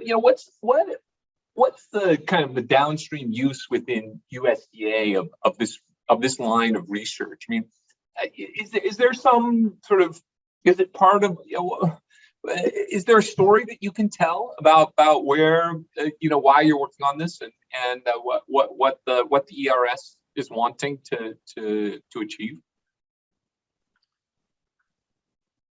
Well, I think for me, I work on the top-down modeling. We also have other people with other types of models at ERS. One of the overarching challenges for us, and I think for other people doing agriculture modeling, is to make sure that what's happening in agriculture is well represented in the types of integrated assessment models that are used for these, net zero greenhouse gas emission scenarios. Will mitigation affect land use? If a lot of land now becomes devoted to bioenergy, and that constrains how much land is used for food in an economic equilibrium, that's going to change prices. And how does that feed back to food consumption? So overall, it's trying to represent agriculture well in the large integrated assessment models that are used, that are quite visible and highly influential for policymakers. But I guess, I'm struggling a little bit as to where all the areas that this types of nutritional analysis can contribute. Great. Thanks a lot. I was hoping to get just that bit of context from you. Okay, our final presenter is Karl Pauw. We are remarkably on the minute, almost, even a few seconds early. And so, Karl, please take it away. All right. Thanks, Channing. Sorry, I've turned off my camera because I'm looking somewhere else, and you might not be interested in seeing the side of my head the whole time. So this paper is also about diets. We now kind of come down to the country level and use country CG models and country survey data to look at changes in diets. And also, I'm going to focus more on some of the indicators and the approaches that we've developed. So this work is being done in collaboration with Olivia Ecker, James Thurlow, and Andrew Comstock over at IFPRI. So just as a kind of a high level summary, we do see, and I think this session is evidence of that development policy is increasingly concerned with diet quality. It keeps on popping up in our work. Nutritionists have worked on this for a long time. They've defined what quality diet should look like, and it was only more recently, some of the work that Kristi was also referring to, where economists have started working with nutritionists to come up with methods for costing these diets, and so this is a very exciting new area of work. We do believe that diet costs on their own are not really adequate for guiding policy choices, and food choices are obviously sensitive to both price changes and incomes. And of course, the factors that affect these diet costs that affect food prices may also affect household incomes. And so it's important or useful to think of this in a kind of a modeling framework, economy-wide framework, where we do track both incomes and prices and look at both sides of the coin. So our study contributes to this broad area of development and diets. We've come up with a new diet quality measure, which we call the Reference Diet Deprivation Index, or RED. This can be a standalone measure that we can calculate from household survey data, or it can be linked to an economy-wide model, as we show in this paper. And then this broader framework really helps us better understand some of the drivers of changes in diet quality at country level, and also some of the trade-offs across development objectives. And what I mean by that is, the modeling tools that we've developed over the years at IFPRI, our RIAPA framework, we track things like growth and jobs and now diets and inequality and poverty and women's inclusion in structural transformation processes and all sorts of development objectives that policy makers might have in mind. And we can look at how different policies or investments, what are the trade-offs in terms of these development outcomes, and the policy packages that policymakers choose often depend on how they prioritize across these development objectives that they might have. So the conceptual framework, obviously we know that diets do influence nutrition and health outcomes, and they have socioeconomic and environmental impacts. And this is why it's become relevant in the development literature to look at diet outcomes. And consumer behaviors are obviously a key driver of diet choices, and these are shaped by the food system within which we find ourselves.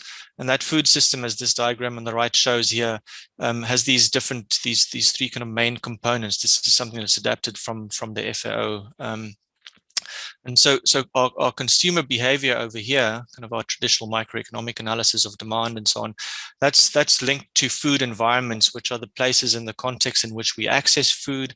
And that again is linked to supply chains, which is kind of the more traditional area of focus for agricultural economists. But what this means for policy is that we can either have food and agricultural policies that directly influence one of these components within the broader food system and therefore impact diets via this kind of consumer behavior component, or we could think of many other policies that either affect some of these external drivers at the top here, or through some other mechanism affect household incomes and relative prices more generally. It doesn't even necessarily only have to be food prices, but those that policies that affect prices will ultimately impact on diets as well. And so there are multiple levers or policy levers that either intentionally or unintentionally impact on diets.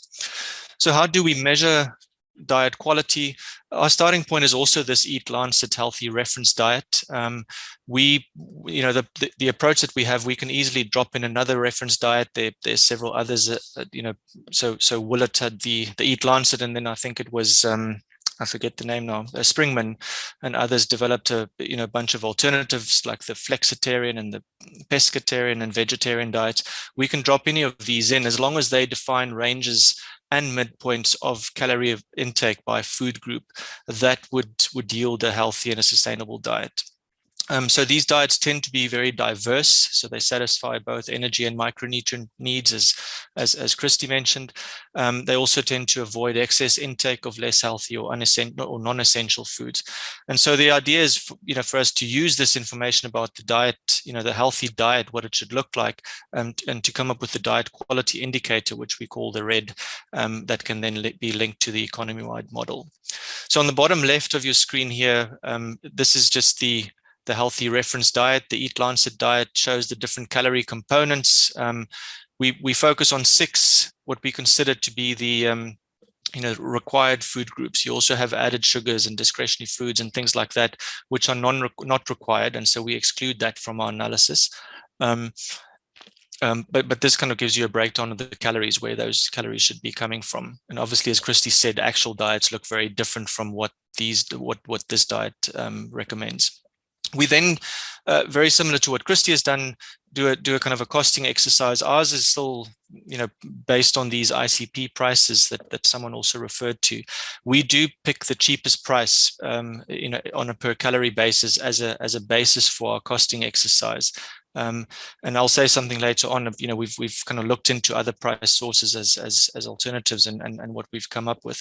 But basically, what our price estimate then means is this is the cheapest possible cost at which a household can, consume or acquire the healthy reference diet. And so, rather than focusing on this total cost, we then look multidimensionally at this diet and we say, right, within each of these food groups, we consider a household to be deprived in that food group if their expenditure on that food group falls short of the cost threshold.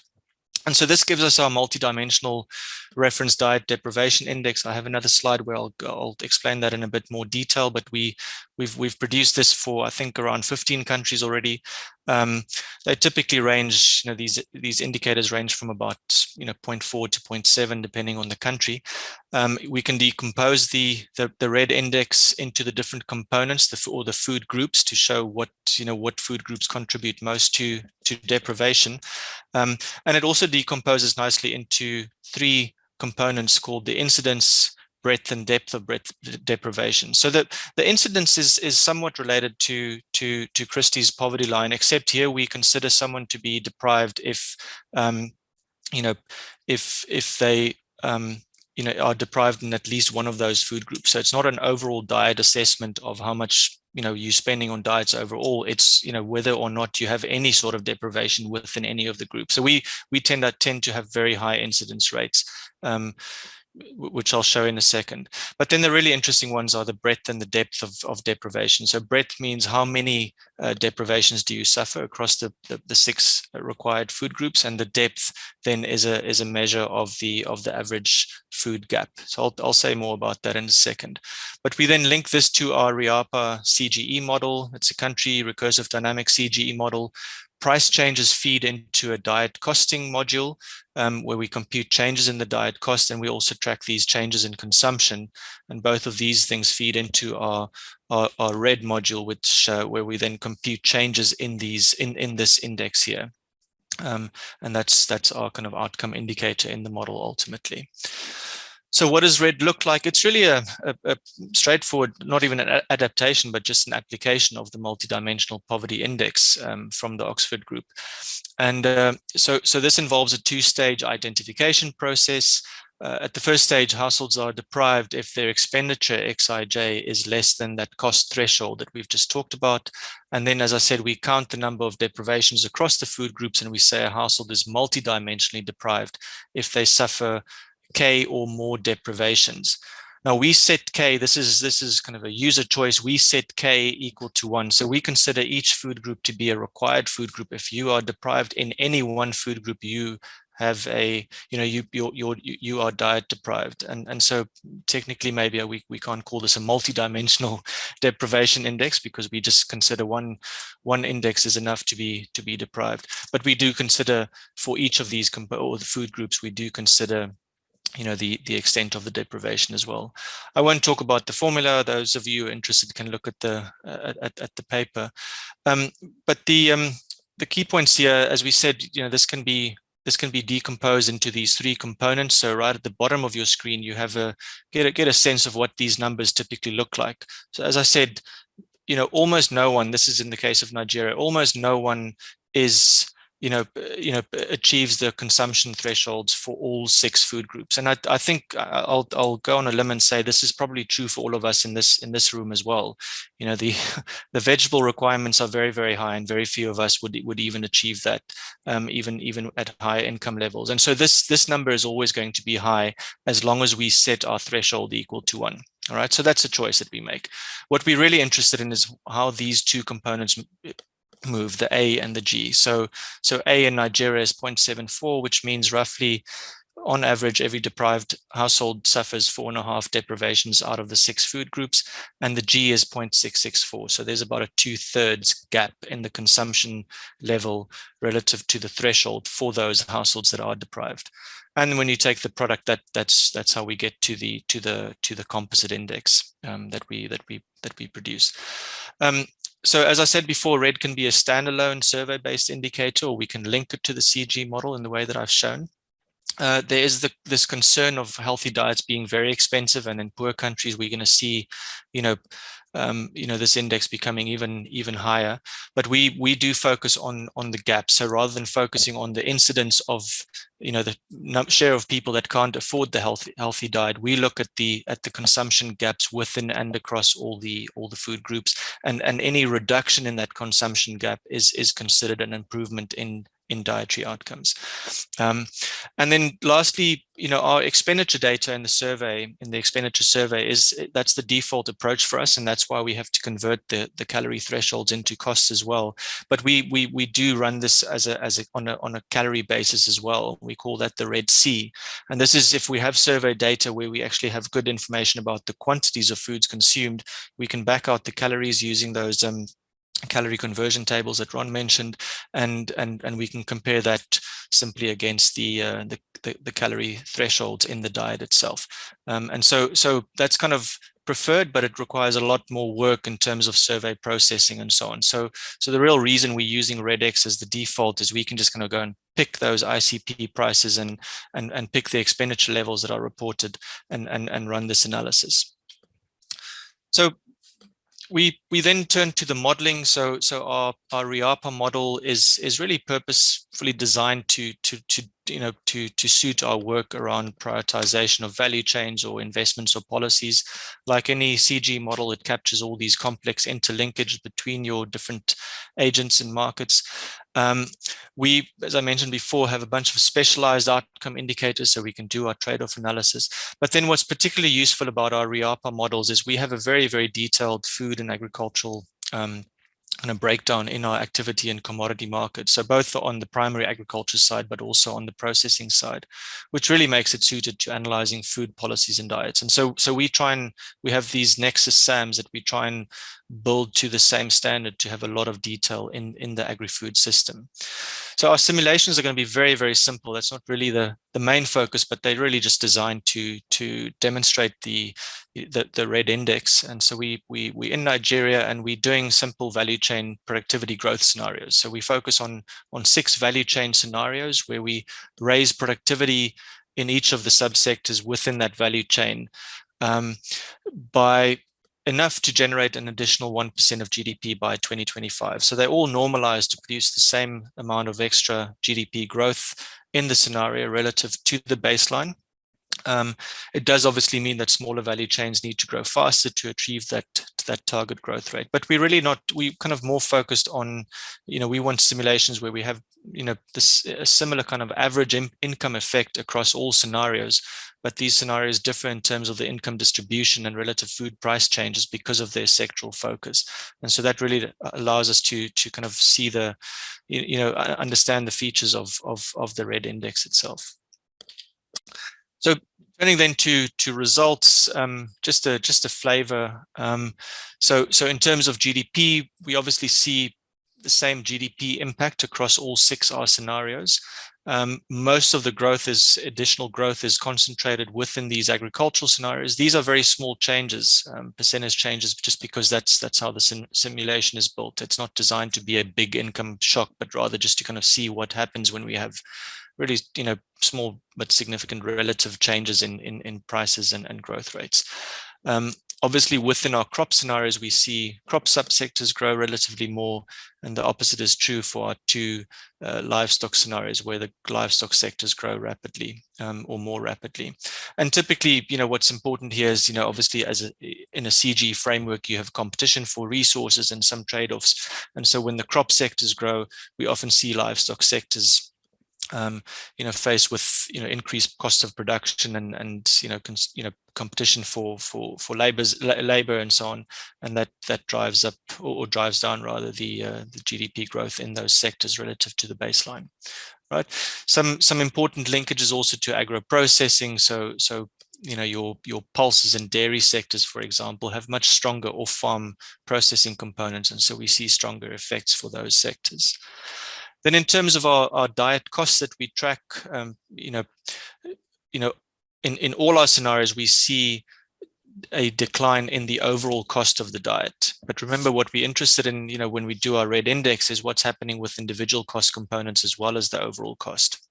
Right. So within each of these components or food group components of the healthy diet, we can track those changes in costs for each of these scenarios. And obviously, again, in the rice scenario, it's staples that become relatively cheaper, and similar for vegetables and fruits. But you'll notice dairy, for example, quite a large price change in dairy. And the reason for that is we imposed a fairly large productivity shock, but then on the demand side, we have some constraints as well. So, this translates into a cheaper reference diet cost, but it doesn't necessarily translate into households necessarily consuming that much more dairy because it's cheaper, right? So there's some consumption preferences here that prevent people from necessarily consuming a lot more, and so you end up seeing quite a big price effect, which may become a disincentive to producers in that sector. Right, then just looking at some consumption gaps, this first column here shows in the baseline by 2025, what percentage of the population is deprived in each of the food groups. So we see very, very large deprivation rates, for example, in dairy and even fruits and vegetables, right? But staples, very low deprivation rates. And that just kind of speaks to what Kristi was saying. Most poor people tend to just consume a lot of staples and vastly underconsume these other components in the healthy reference diet, or very far from the quantities that are being recommended. Also, in terms of the average consumption gaps, that G measure that we have, this shows for staples, is only about a 2% shortfall on average for those that are deprived. But if you look at dairy, about an 88% average gap in consumption of dairy, just because a whole lot of people just don't consume any dairy at all. But then what we really focus on are these changes in consumption gaps. This helps us understand some of the changes ultimately in the red index, because as we said before, the red index is decomposable by these different food groups components as well. And so typically what we see, a decline in gaps in those sectors where we see an increase in productivity and a decline in prices. But then because of substitution effects, we see an increase in gaps in other food groups. And so the relative size of some of these substitution effects are ultimately going to determine the final diet outcome. 2 minutes, please. Yep. So just last set of results, the red index itself, this just shows over time in our baseline, we obviously, Nigeria grows at about 4% per annum. And so incomes grow. And so we do see, a decline in our red index over time. But then when we bump up that growth a little bit under our value chain scenarios, and we start shifting relative income or income distributions and relative prices, we see even further gains relative to the baseline. The rice scenario does almost nothing for diets, and that's partly because of this issue here, that we have very low gaps already. So moving that average gap is very hard to do. But for sectors like dairy and pulses and fruits, we see fairly significant changes. Urban households typically benefit more, which is something we often see. Rural households are also producers, and so income declines in agriculture does erode some of the gains that they see in terms of diets. And then if we do this with our Red Sea index, we get the same ranking of value chain. So it's quite robust. So just in terms of conclusions then, growing interest in policymakers to understand the drivers of dietary change. And I think we've kind of started touching on that issue with the addition of RED into our RIAPA toolkit. I've just spoken about all the results, so I won't say anything there. Just some of the drawbacks. RED does not consider overconsumption of nutrients, and that is a growing concern, especially with sugars and added fats and oils and so on being overconsumed in many poor countries nowadays, especially in urban areas. These are still diet-based measures, so we can't infer on nutritional status, and so Ron, that's why I don't call it a nutrition indicator. But we do go beyond kind of more simpler dietary diversity scores in that we look at both the whether a food is consumed and the extent of that shortfall. Eat Lancet is not suited to every country. I mean, but it does facilitate cross-country comparisons. So despite some of the concerns about its cost and so on, it's quite useful to be able to do these comparisons across countries. But we can easily drop in national food-based dietary guidelines as well. And Kristi, I think we should drop in your costing exercise and see if that changes anything.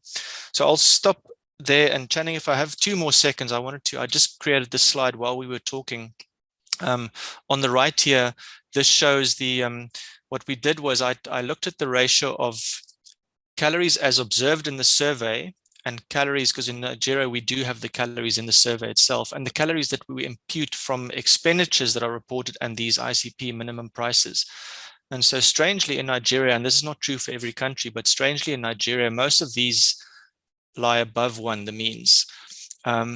And so what that means is that we are actually, with the expenditure-based approach, our ICP prices are actually slightly higher. Even though we pick the minimum price, these ICP prices are actually higher than the prices that households report to be actually getting in the market. And so this is quite interesting. And Kristi, maybe we should talk a little bit about that. So I'll end there. Thanks, Channing. Back to you. Absolutely. Thank you very much, Karl. Very interesting stuff, and great to see work on Nigeria. It's just such an important place. Yes, and thank you for dropping not sharing the screen. Let's see, we don't have a question yet, but I imagine that we will. There we go, Ron. Karl, thanks for your presentation. That's really interesting. You brought up the topic of agricultural productivity growth, which I think is the first time we've mentioned it today. In the group of AgMIP global economic modelers, we've spent many hours trying to decide or think about how do we simulate agricultural productivity growth in our top-down CGE models. Should it be factor neutral? Should it be land augmenting? Just wondering if you had any thoughts on that. Not a lot. I think in the latest iteration, we kind of had some kind of a balance. There's a total factor productivity growth, and it's shared somehow with some additional land productivity and labor productivity growth as well. I don't even know a lot about that. That wasn't really the focus of the paper. It was really just we don't even consider the source of that growth, and so it's not something that that we necessarily thought about too long and hard for this particular analysis.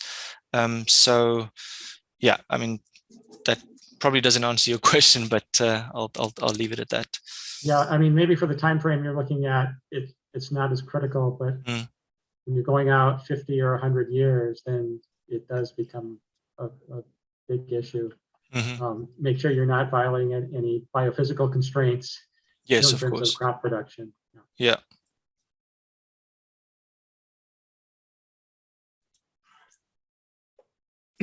Sherman has a point, and then Kristi, it would be nice to get your views on how Karl might deploy, the issue of actually having within IFPRI collaboration on this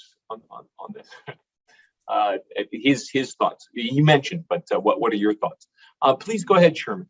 Just a quickie on Ron and I have both been involved in these AgMIP things over the years. The problem is doing production functions in CGE models versus basically area yield equations in the partial equilibrium models, and that's what's going on.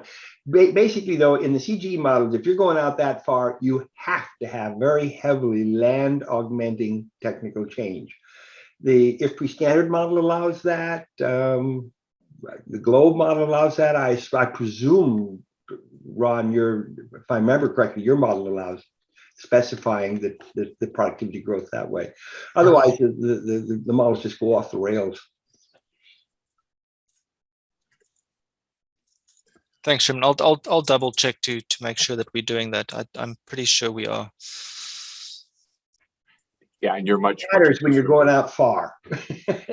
that's what's going on. Yeah. You're only going out 4 years. Yeah. Kristi, do you have any thoughts on how your approach might link over with Karl? What Karl's doing? Yeah, I think it would work well together. What I had described is in the poverty analysis is working with total expenditure and looking at those gaps, and so it'd be slightly different, just dropping the poverty aspect of it and moving on just to the diet side of things. But I have done comparison between the two approaches to estimating diet costs, and without knowing it, following some of Olivier's work, I started doing components already of RED in Myanmar, just looking at the consumption gaps. I think it's definitely a good idea. It would show the sensitivity to incorporating consumption patterns versus the least cost approach.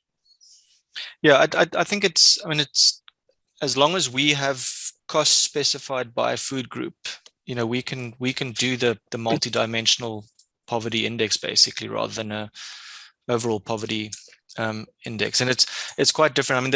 The difference is that you end up having that H component of our multidimensional poverty index is very high, because any deprivation in any food group and you are considered poor, and so we end up with effectively a poverty rate of 90% or 99%, whereas yours would be, I think Myanmar was only 40%. If you look, so by comparison, in Nigeria, I think within that 90%, about a quarter of people spend enough on food not to be. Channing, are you talking to us or no? No, go ahead. Oh, sorry. Go ahead. No, I was just saying, so within that group of, or within that 99% of people that are multidimensionally deprived, about a quarter spend enough on, actually have enough money to be able to afford the healthy diet. So that's the kind of difference between our approaches. But it would be useful to talk to you. And then the other thing is, I do think it would be interesting. We have a very high correlation, it seems, between the calorie-based and the expenditure-based one, even when we use our minimum ICP prices as the reference price. And so I think it'd be interesting to look at more countries where we do have other price data, to see how different, how good a proxy is the ICP approach, because that's so easy to just kind of roll out. We've got this set up for 15 countries in very little time, and so that's the advantage of using these global databases. Right. Yeah, the advantage of using the household surveys also is getting at regional differences in prices, which the ICP data can't provide. Of so course, you could do more regional analysis within a country. I would like to pose one question to Karl, but before I do, I just I noticed that Bill Powers has been online for all of this, and without putting him too hard on the spot, I just, if you have some observations, Bill, because you've got across these, we'd love to hear those. Anybody else who's been, I think maybe also Angelo has been at least the whole time. Some people have come and gone. Please, if you have any comments across the array, please jump in. And Karl, what is the demand for this stuff in Nigeria? I mean, who are you working with? Is there a real sense of interest in this amongst government officials in Nigeria, and if so, who? To my knowledge, I think Olivier presented to a group of government officials once, and to be very honest, I think there's more of a push. Okay, firstly, we picked Nigeria just because it was a useful country to use as a pilot for various reasons, not necessarily because of specific demand. You know, we've presented to government officials in country, and there's interest, but not a whole lot of interest, to be very frank. This is more being pushed by donors who are really taking an interest in this stuff. So that's interesting to note. You know, with government officials, you know, often the first question is, you know, they come back and say, well, ultimately what happens or what matters is food security and hunger. And so what can you say about cheap calories, you know? So so that is, I mean, you know, and that's why I asked this question earlier about, you know, your poverty analysis with Kristi. I mean, you know, we need to have a conversation with governments also about, you know, we can't keep on just promoting cheap, you know, and empty calories and think that solves our you know, all our food and nutrition security problems. So yeah. Thanks. That's a really useful response. Thanks. I'm glad to know that. I put Bill specifically on the spot if he wants to jump on, or anybody else who might like. Is it? There's Bill. Go ahead, and then go to Angelo.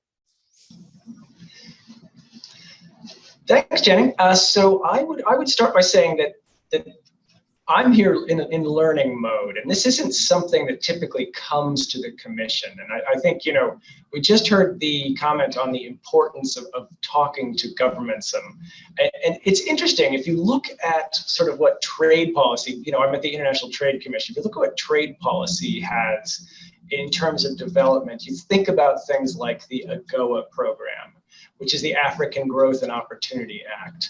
And I actually just pulled this up, Shannon, just as soon as you called me out here. And if you look at USTR, they say this is the core of US economic policy and commercial engagement with Africa. But what it does is that if you look at the criteria they put into this, it's making progress towards establishing I'm just reading here from USTR, a market-based economy, the rule of law, political pluralism, the right to due process. But there are, if you go down far enough down this chain, there are enact policies to reduce poverty.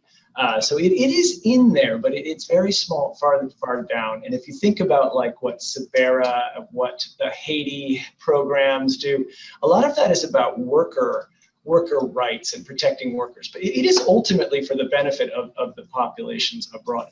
So I'm actually throw it back to the group. Is there some way to raise the importance of this type of work, you know, as fundamental to improving these things? And there's no way to. We wouldn't want to tie it. I don't know. The other question is how do you get a trade? A lot of these policies, at least from my perspective, are trade policies. But how do you get them into development policies, or how do you get them into trade policies? How do you get them tied to something that people like me would look at, would be asked by Congress or USTR to look at? And I think that's the question for this group. Great, thank you very much. We'll have to answer that later because we want to hear from Angelo, and then we're going to stick to time and we'll wrap it up. But that's really something for I think all of us to think about, and I know Kristi and Karl will, as Sherwin. Please, Angelo. Sure. Thank you, Channing, to give me the opportunity to talk a little more. But I will echo Bill. I'm in a learning mode here, and I'm amazed how much we are building in terms of complexity and understanding this nutrition side. And at the same time, I'm concerned about how complex it's becoming. And the challenge was first just to guarantee income that people will get out of the poverty line. Now we need to be sure that they get out of the poverty line, but have access to healthy diets. And at the same time, we see the world going toward people getting out of the poverty line, getting bad diets. And even as Karl said, that we all in this call are deprived of some, at least one of the food groups. How are we going to do this transition from getting those people out of the poverty and making the good choice in terms of nutrition? What kind of policies we can put in place to guarantee that? So there's a lot of question marks in my head, how to move ahead.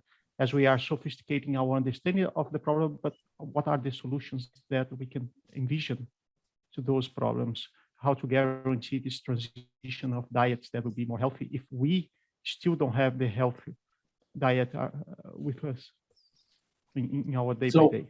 I think, Angelo, you're saying, Becca, one of my thinkings is, there's two really important things that we're doing now and that we don't know how to do. And one is how to get to net zero emissions by 2050. And two is how to really achieve, healthy diets for all. And so I think there's a lot of work to be done in both of those. And as Ron's, presentation points out, those two interact, right? They're not there. Anyway, I think this has been an excellent session. We've managed to stay within 1 minute of time. I really appreciate the people taking the time to join this session. Online is it's just not that easy, honestly. So I really appreciate you all taking the time, and many thanks to the excellent presentations. I really thought we were treated to some very good presentations today. So thank you very much, and enjoy the rest of the conference.